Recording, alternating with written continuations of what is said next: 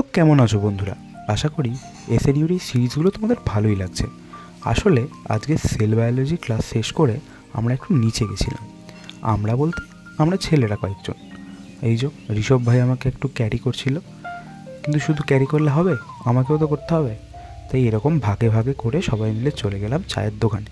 চাটা খাওয়ার পর এসে দেখি কি সুন্দর ফুলগুলো ফুটেছে। তার চা টিফিন শেষ করে আমরা গেলাম আমাদের ফার্মেসি ক্লাস করতে। বায়োটেকনোলজির সাথে ফার্মাসির সম্পর্কটা কি আমার জানা ছিল না। তারপর একটা ভিডিওর প্ল্যানিং হচ্ছিল। এই যে তার নমুনা।